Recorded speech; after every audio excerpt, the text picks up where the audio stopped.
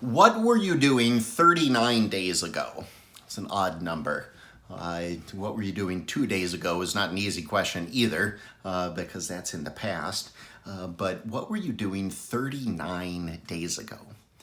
39 days ago, at about 8 something in the morning, I was trying to use a switchblade like a screwdriver, and I cut my finger open just minutes before our Easter morning church service. So 39 days ago, I was doing what I've done 38 days since as well. I was being some kind of an idiot. But the important thing is that 39 days ago, it was Easter when I was being an idiot. 39 days ago, we rejoiced that Jesus Christ is risen and that death has been swallowed up in victory, which means that tomorrow is the Feast of the Ascension. And for 40 days after Jesus rose from the grave, he raised his hands and spoke a blessing and ascended up into the clouds and was hid from the disciples' sight. And in heaven, he was seated at the right hand of God the Father.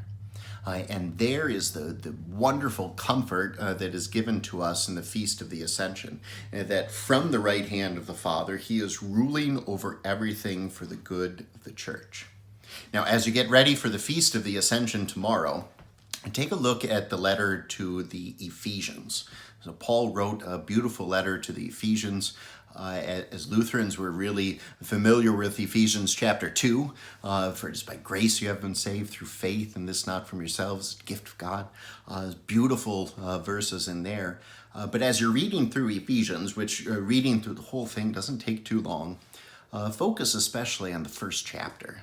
And thinking about Jesus ruling everything for the good of the church, for the good of all believers on earth.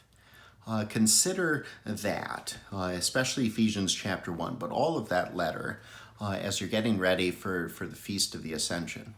And consider this question: what comfort do you get from Ephesians chapter 1?